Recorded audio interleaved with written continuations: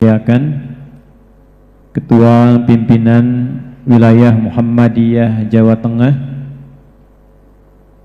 satu-satunya saya kira kiai yang namanya pun tafsir itu di Muhammadiyah, Dr. Kiai Haji Tafsir MAG. Boleh diberikan tepuk tangan untuk beliau.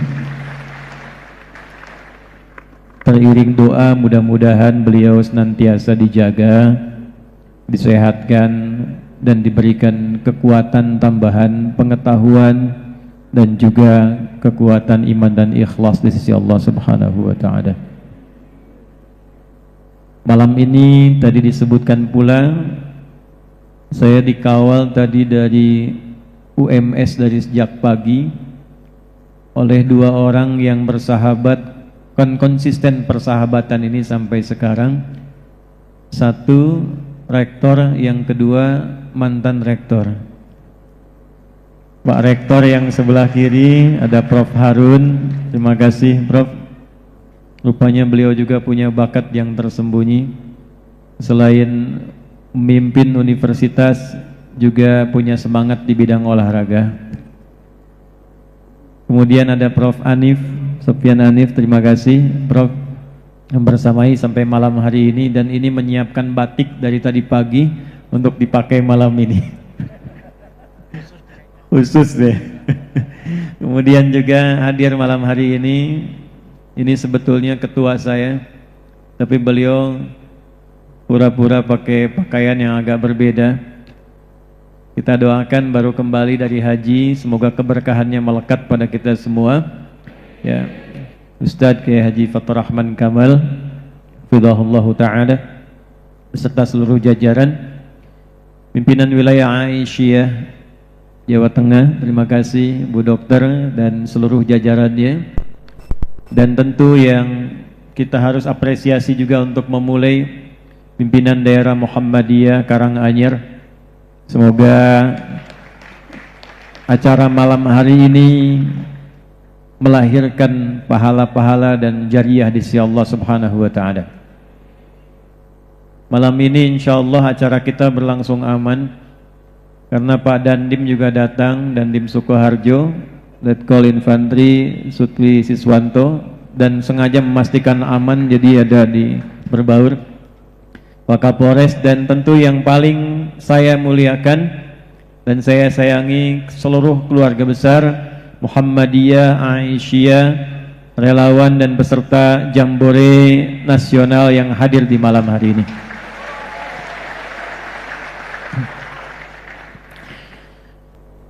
Bapak dan Ibu sekalian, jamaah sekalian, karena Muhammadiyah itu mengacunya ke Al-Quran dan hadis, maka saya ambil malam ini satu hadis saja dari Nabi SAW di Al-Bukhari nomor hadis yang ke-10, di hadis Muslim nomor hadis yang ke-40, sanadnya tersambung pada sahabat mulia Abdullah bin Amr ibn al-As radhiyallahu ta'ala anhuma dari Nabi SAW qala. Saya mulai dari sini dulu.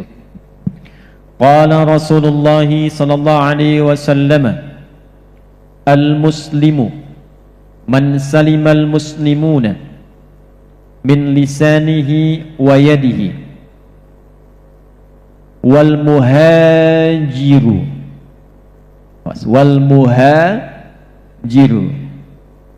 man hajara. Perhatikan kalimatnya, orangnya muhajir tapi fi'ilnya, kata kerjanya dirubah ke bentuk asal, man hajara, bukan hajara tapi man hajara, ma nahallahu anhu. Al-muslimu, alnya di sini bisa menggunakan bentuk khusus ma'rifah tapi bisa bermakna istighraq. Nanti al itu yang pokok ada dua, satu ma'rifat, ta'rif, menjadikan yang umum jadi khusus. Di depan saya ada pisang, bahasa Arabnya mauz, mauz pisang, pisang mana saja. Tapi kalau saya ingin tunjuk pisang yang ini, al mauz, pakai alif lam. Tapi yang kedua, bisa juga nanti fungsinya umum, luas. Diartikan segala, semua, pakai al di depannya. Contoh yang paling populer, tiap hari 17 kali kita ucapkan dalam sehari. Alhamdulillahi Rabbil Alamin. Alnya disebut istighraq, mencakup semua tanpa kecuali. Segala puji, semua pujian hanya milik Allah Subhanahu wa ta'ala. Jadi kalau ibu mengucapkan misalnya Alhamdulillah, ibu nggak boleh ngambil bagian punya ibu. Ibu Masya Allah, anaknya itu yang penghafal Quran pintar sekali. Kemarin wisuda sampai 30 juz. Alhamdulillah, semua keutamaan dari Allah. Ya memang sih sedikit banyak saya juga mengajarkan dia. Nah itu, kalimat itu harus ditarik kalau sudah pakai al. Al-muslimu, orang Islam itu, tapi alnya khusus, mencakup semua. Kalau sudah tidak pakai ta, pakai al, itu menunjuk laki-laki dan perempuan. Kalau ingin dikhususkan untuk perempuan saja, tambah ta di ujungnya. Gampang, baca muslim laki-laki, perempuan muslimah. Mukmin laki-laki, perempuan mukminah. Soim laki-laki, perempuan dapat tuh. Al-muslimu, semua orang Islam itu semua tanpa kecuali. Laki-laki, perempuan, tua, muda, besar, kecil, apapun jabatannya, sepanjang dia mengaku muslim. Al-muslimu, setiap muslim itu, setiap muslim, semuanya tanpa kecuali. Ayo, yang mengaku muslim nih. Man salimal muslimuna, di antara ciri khasnya, di antara karakter utamanya adalah orang yang mampu menjadikan orang-orang Islam yang lainnya merasa nyaman. Jadi kalau Anda kita mengaku muslim, jangankan yang non muslim, tapi yang muslim saja, yang sama-sama muslim, tidak aman dengan keberadaan kita, maka ada yang hilang dalam standar khusus sebagai muslim, seperti yang disebutkan Nabi. Ini saya tanya ini, Bapak yang di sini muslim bukan? Kenapa lemas? Muslim bukan? Ibu muslim bukan? Muslimah. Ya, pertanyaan saya, apakah standar muslim kita sampai malam ini berganti tahun ke 1447 Hijrah, standar muslim kita seperti standar yang disebutkan Nabi? Apakah keberadaan kita sebagai muslim menjadikan muslim yang lain merasa aman dengan adanya kita? Betul muslim, tapi begitu kita datang orang lain bubar. Betul muslim, tapi saudara kita yang muslim lain lihat kita berpindah jalan. Betul muslim, tapi ketika orang tanya Assalamualaikum, bid'ah. Assalamualaikum, salam. Apakah sampai malam hari ini standar keislaman kita seperti standar yang Nabi sebutkan? Ini baru satu. Man salimal muslimuna, satu, min lisanihi, dari lisannya, yang kedua wayadihi, dan dari perilaku tangannya. Tuh, Nabi menyebutkan yad. Yang paling detil dalam Islam itu termasuk Al-Quran, ketika menyebutkan anggota tubuh itu disebutkan spesifik sesuai fungsinya. Contoh nih Bu, yad itu tangan, Bapak ya, dari ujung jari sini sampai ke sini nih, yad. Kalau ini jarinya asabi' namanya. Ini kaf, ini rusgh, ini mirfaq, ini katif. Kalau disebutkan yad, ini dari sini ke sini. Begitu detilnya Islam, begitu detilnya Al-Quran, ini menunjukkan bukti Al-Quran bukan rekayasa dan buatan manusia, tapi betul-betul firman Allah Subhanahu wa ta'ala. Saya ambil contoh gini, ketika berbicara tentang wudu, itu disebutkan detil, yadnya sampai batas ke ini, ke mirfaq, jamaknya marafiq. Quran surah 5 ayat 6, Ya ayyuhalladzina amanu idza qumtum ilas shalah faghsilu wujuhakum wa aydiyakum ilal marafiq. Lihat, tanganmu sampai siku. Ila di situ menunjuk pada ghayah, batas akhir. Tanganmu sampai siku. Jadi kalau Anda wudu, izin Pak ya, saya berdiri sedikit saja ya, Pak ya, izin. Ya. Maaf ya. Kenapa tepuk tangannya? Ini tangan, bukan dada, tangan. Ini tangan sampai siku. Jadi kalau kita wudu, kata Al-Quran dari tangan sampai siku. Ibu jalan dari Solo ke Boyolali. Jalannya dari mana?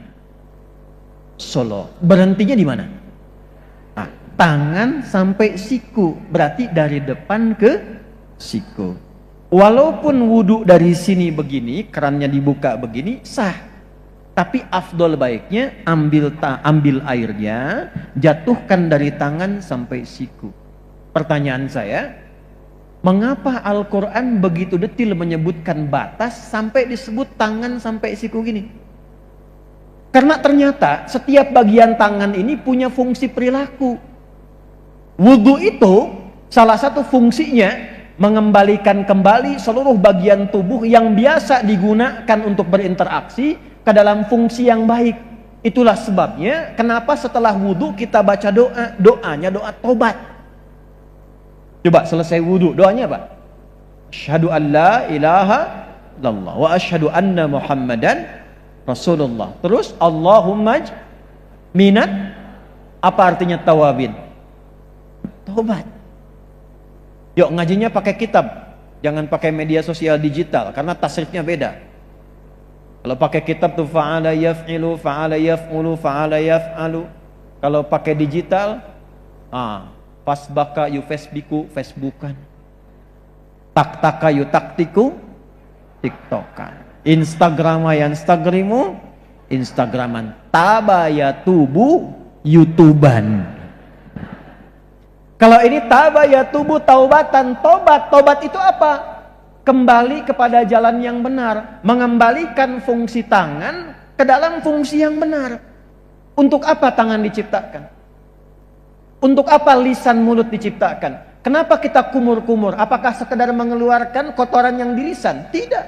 Baca di hadis Muslim, dengan keluarnya, jatuhnya air wudhu itu, turun pula kotoran, dosa-dosa yang melekat pada fungsi organ tubuh itu. Jadi ditaubati dari ujung jari sampai ke siku ini. Ternyata apa? Yang banyak dikerjakan oleh kita selama hidup itu, ini bagian jari di sini. Makanya mulai dari sini. Ibu kalau bikin status di Instagram kan tidak begini. Kan begini ngetiknya. Kalau kita bertakbir, perhatikan. Allahu Akbar. Masuk ke Abu Daud, fayaqulu Allahu Akbar, fawadha'a kaffaihi, perhatikan, maka meletakkanlah ia telapak yang kanannya di punggung yang kiri. Disebutkan telapaknya begini. Kalau mau digenggam, genggam pergelangannya begini.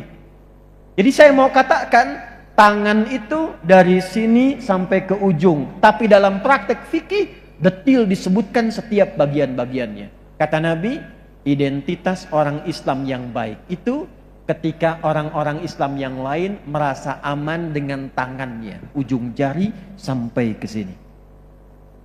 Yo ngaku ya sampai malam ini. Siapa yang suka bikin status dengan jarinya tentang saudaranya? Tuh. Nggak nyangka ya sama dia, tulis tuh. Padahal ketika Anda menyebut nggak nyangka, itu sedang nyangka. Betapa banyak sekarang saling sindirnya tidak pakai lisannya, sekarang menggunakan tangannya. Betapa banyak kalau tangannya sudah tidak selesai, kemudian mulai dengan lisannya. Kumpul-kumpul. Ini mohon maaf saya ngadep ke sini, karena biasanya yang banyak disebutkan tentang lisan, ibu-ibu di Quran. Ya, maaf ya Bu ya, ini mau mukadimah kedua nih. Kita sampai jam berapa sebenarnya? Sampai subuh. Panitia tolong catat yang ini sampai subuh nih, saya jam 10 pulang. Bu, kalau laki-laki itu namanya cuma satu, mau sendirian mau banyakan. Sendirian rojulun, banyak rijalun. Hurufnya semua masih ada, cuma tambah satu alif. Ra, jim, lam masih ada. Artinya tegak, wibawa, menopang, terhormat. Kaki disebut rijlun karena tegak menopang bagian tubuh. Makanya bapak-bapak nggak boleh melambai. Jadi begitu melambai, hilang kelaki-lakiannya itu. Tapi kalau perempuan itu namanya sendirian dengan banyakan beda, Bu. Kalau ibu sendirian itu disebut namanya dengan mar'ah. Mar'ah, mim, ra, hamzah, tak marbutah. Mar'atun punya 3 arti. Satu, sosok dengan sifat yang senang tampil indah. Makanya ibu kemana-mana dandan. Mau ke pengajian tabligh akbar malam ini dandan seragaman. Tanya dulu sama suami, ayah bagus yang mana ya? Apakah yang merah atau biru? Kata suami kayaknya biru deh mah. Kayaknya merah deh kerudungnya. Ya, nanya tapi sudah punya jawaban, Pak. Begitu dipakai kuning datang. Ya. Kedua, muru'ah itu sifat merasa ingin selalu tampil terhormat. Karena nggak mau kalah. Yang ketiga, dia punya sifat rasa yang tinggi seperti cermin. Makanya ada bahasa Arab mengatakan peribahasa, al-mar'atu kal mir'ah. Perempuan karakter rasanya seperti cermin. Jadi jangan heran kalau ibu lekat dengan cermin. Di rumah, ngaca. Keluar dari mobil, ngaca. Lihat kaca di situ masih betulin kerudung. Duduk pun masih buka handphone, kamera tuh nyala. Tapi orang Arab mengatakan begini, maaf ya, kalau cermin itu dihancurkan, bisa tidak disusun lagi? Bisa, tapi sulit memantulkan bayangan yang sempurna. Nah, sifat itu sama dengan rasa perempuan. Kalau dia terlukai, itu cepat memaafkan, tapi sulit melupakan apa yang dialami.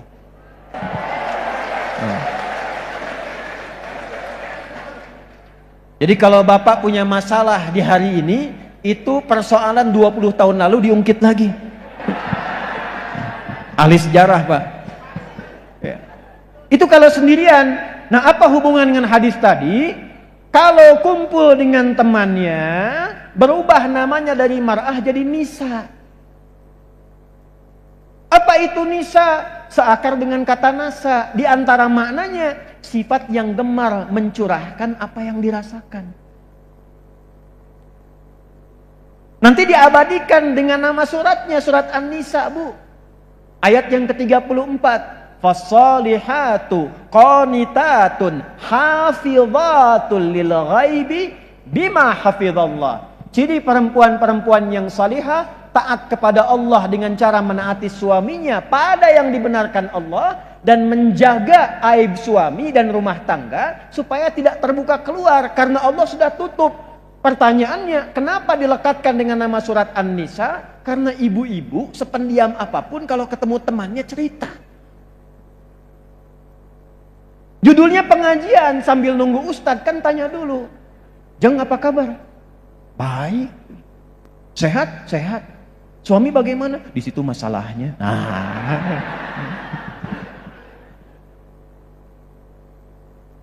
Nah, ini yang laki-laki juga sama. Intinya apa? Malam hari ini sebelum pergantian tahun dicek dulu dengan satu hadis.